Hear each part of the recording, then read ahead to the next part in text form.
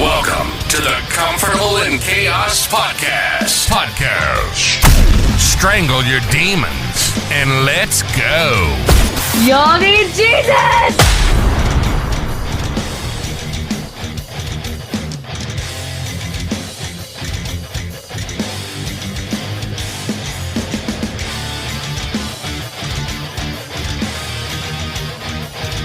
Welcome to the Comfortable in Chaos Podcast.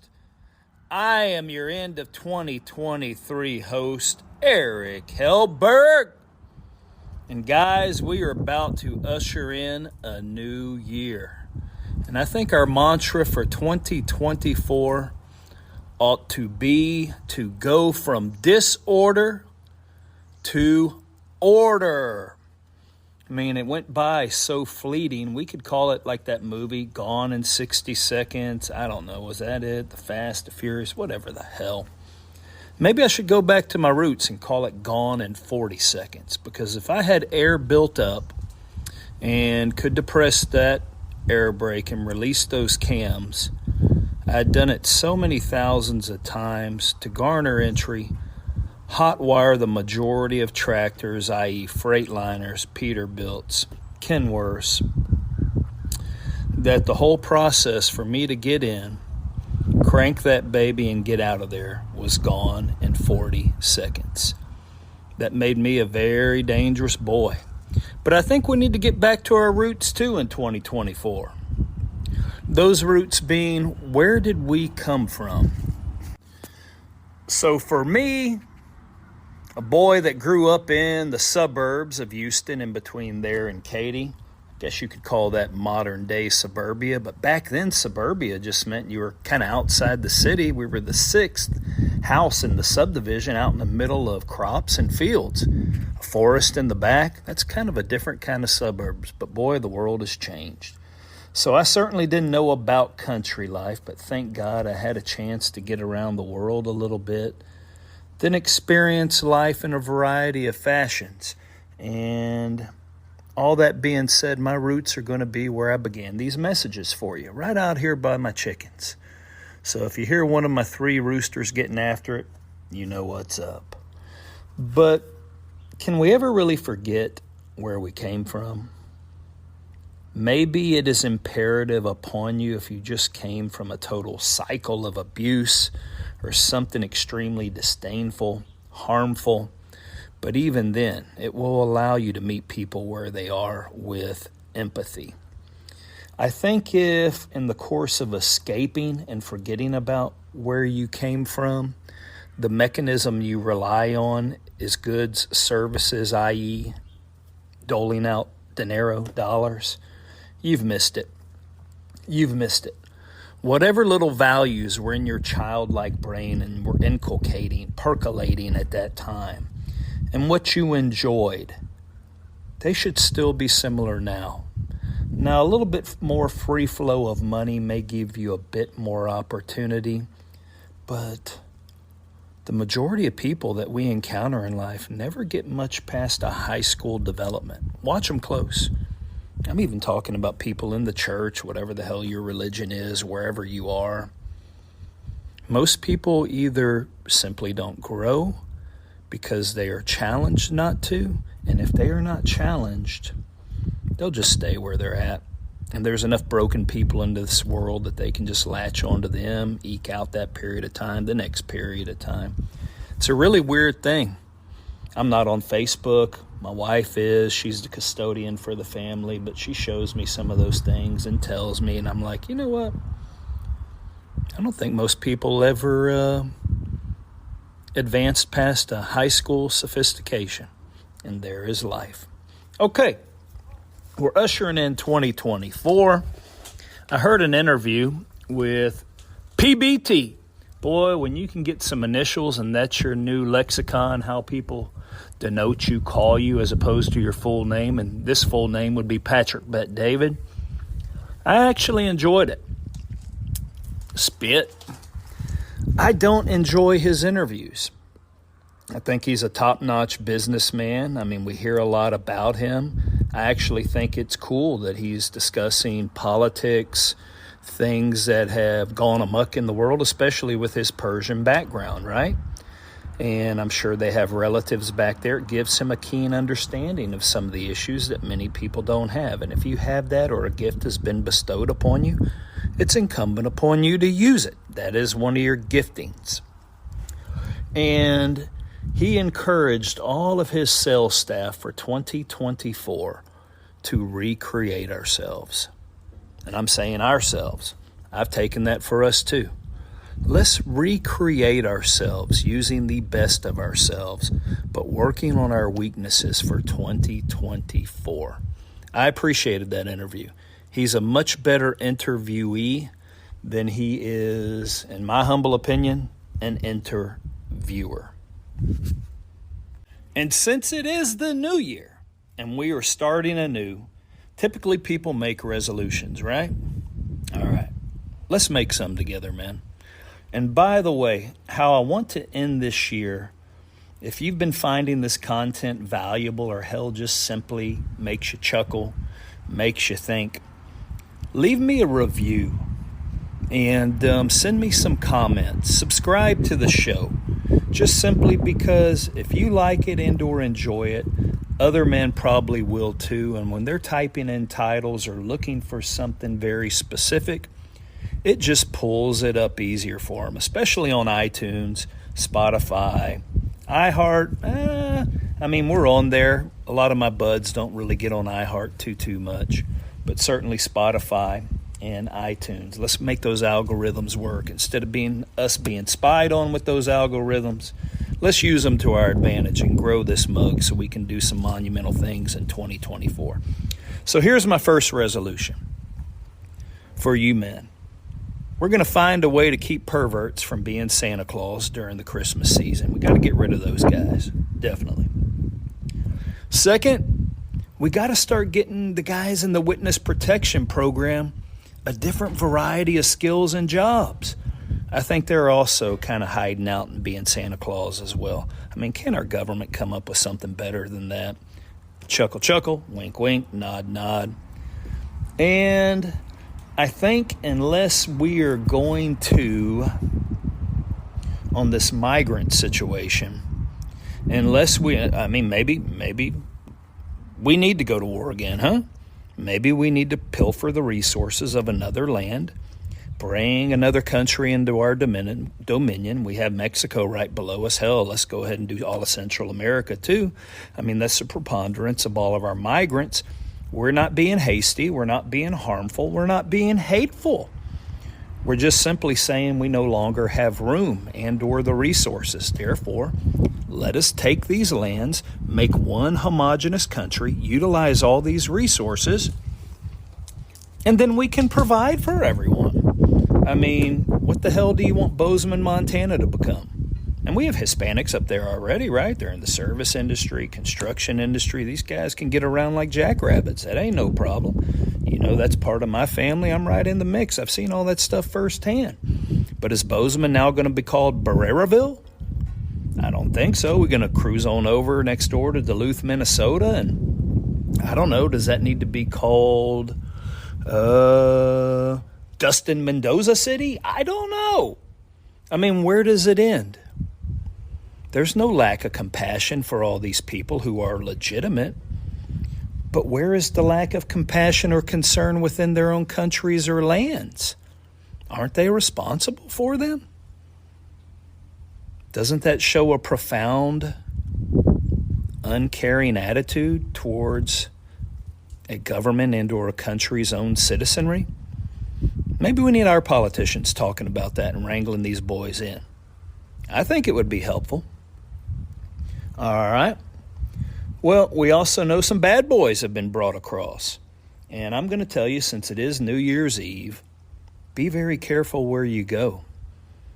The world is on fire. And if someone makes a phone call via an encrypted satellite phone, and oh yeah, they've all got them now. You bet your beans they've got them. Well, what if they decide to make that call, strike that match, and just like the second Sicario movie, 3 suicide bombers blow themselves to smithereens, one directly in front of a woman and her child, as he's praying to Allah, and all hell breaks loose. Don't go by any soft targets. If you're going to be somewhere communal and or in a group, make it your own family till we figure some things out. No one can ensure your safety other than yourself. The police are wonderful. They're overtaxed, they're overworked. They deal with pure hell every single day. But let the truth be told. They're there to file a report, clean up the mess, look into a few things after it's already occurred. Nothing preemptive is going on in this country. Nothing preemptive is going on in this country unless we're fooling around abroad. Isn't that true? And on that note, that movie got me thinking just a little bit. I was thinking about the delineation of religions. We talk about it oftentimes. And thank God that did not actually occur in Kansas City in the second Sicario movie. I believe it's called Sicario 2, Dia de Soldado, Day of the Soldier. Well, I have to applaud those guys. We thought they were brought in illegally from Mexico, from an Islamic state. But it turns out later in the movie you find out they were from New Jersey. Hell, probably Patterson, New Jersey, right? And maybe Perth Amboy, right there on the water. I've chased a lot of containers and people in Perth Amboy. Boy, oh boy, that's a whole other story. But I'm here to tell you, I applaud those guys. And you're like, you applaud them, Eric? Yeah, I do. Those guys are very devout in their faith. They've actually followed their religion to a T. And you're like, what in God's green earth? Well, you know, I believe in our Lord, and I go to him through his Son, our Savior, Jesus Christ. I am not nearly that devout. I am a fallen man. So I fail all the time, and simply you have one when you take it to the nth degree, which I've spoken about before, which brings carnage and death, doesn't matter who the person is, child, woman, male. And if you don't follow it to the nth degree, you're simply not loving thy neighbor, and or you're not love the Lord thy God with all your heart, soul, and might. There's a big difference there, and we have all fallen there. I would think a beginning point on talking, which precludes all of us from doing so, is no one is willing to make that admission.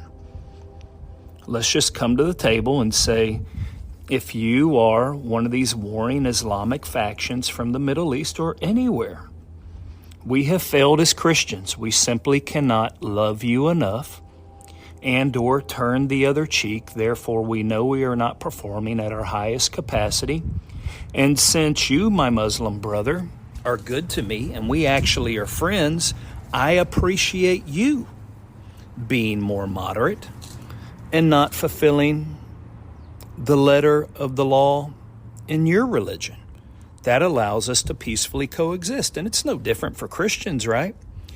Christians really don't want to be, the majority of them, that is, subjected to the Lord, and that's why they act the way they do. They're just people with a new name. Not many of them actually have a new heart, and that's why so many people want to use the term and do exactly what the other Christians do, because they're not forsaking anything in order to do it. And here's how I actually know that, and my listeners will appreciate this.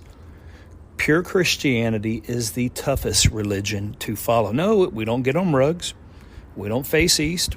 We don't pray multiple times a day. We do need to pray, but we're not given a structure. Paul talks about it all the time. He just simply says, pray unceasingly. So we fail in that all the time. We need to be prayerful all the time. That's how you build communion with the Holy Spirit. So I have come to the conclusion that we have the toughest religion in the world because it is so easy to hate. And I'm going to tell you this, it's very easy to kill. Certainly easy to hurt. And also easy to kill after you've inflicted some hurt. What is tougher is to love and to care and to take into consideration other people. Therefore, Christianity is the toughest religion and the most arduous and the most difficult to practice. That is how I know it is real. So Ben Shapiro, think about that one a little bit, okay? You're a very scholarly Jew. I like listening to you, but you know that there is no New Testament and there is no Christ without the Old Testament being studied under Talmud law. Just like we do in Hollywood, we love foreshadowing, and that book is all about foreshadowing and prophesying about the Christ, our Messiah to come. Just something to think about. You know, I'm not a religious scholar, but I thought I'd put that out there. If you are truly a Christian, we have a tough religion to follow because we actually have to be kind when it's so easy to not be. The last thing I'm going to leave you with, just to usher in 2024, is when I was offered a chance to be a Sicario. You're like, you're shitting me, Eric. No, I'm not shitting you. I don't get into it much. No one needs to know what we maybe really know, maybe what we really have. That gets people thinking. But I will tell you, we have a property down on the U.S.-Mexican border, and it's a place where people like to go. And my wife and kids and I were there one time, and I could tell by the stature of this guy how he held himself, but I knew that they were Mexican nationals. And we deferred to them. They were having to order and get through a menu in English. Of course, my wife's bilingual. I'm not completely fluent. I know some. I can get by. And so we were just simply helpful.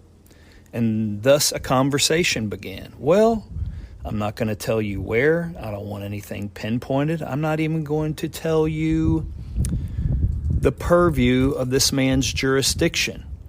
But I would equate it to, in his organization, let's say a full bird colonel. Kind of like old Lolo Soetoro, Barack Obama's stepfather in Indonesia. Now, that doesn't mean he was the right-hand man of an alcalde in a prominent town in Mexico. You know, Mexico's divided in the Los Estados Unidos de Mexico. So they're structured very much like us, right? These counties and or provinces, these states, these areas. But he had a lot of juice, and we got to talking. He asked me about myself a little bit, and he wanted to be helpful.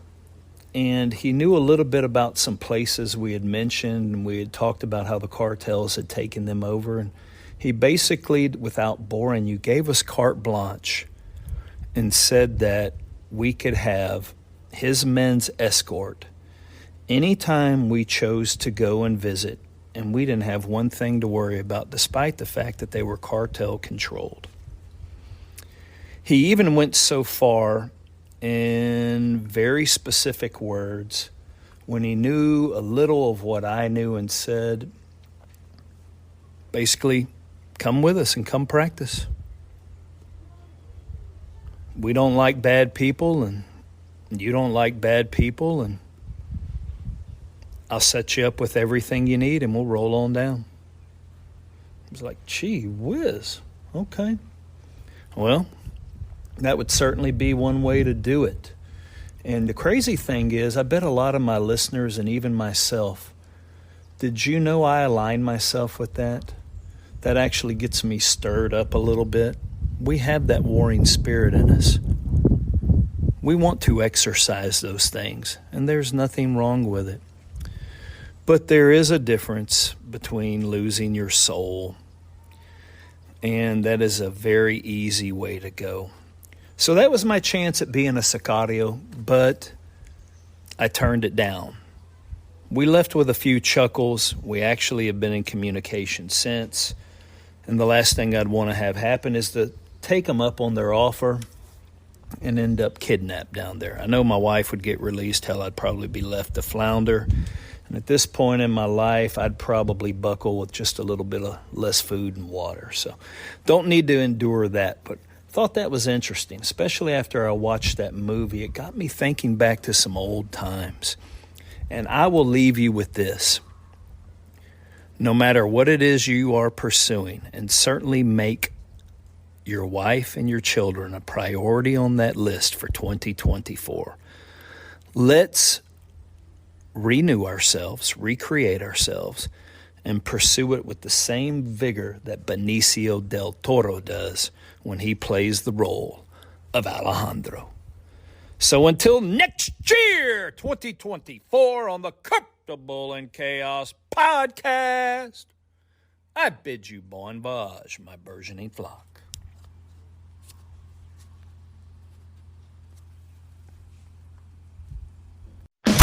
Until next time, like and subscribe to the Comfortable in Chaos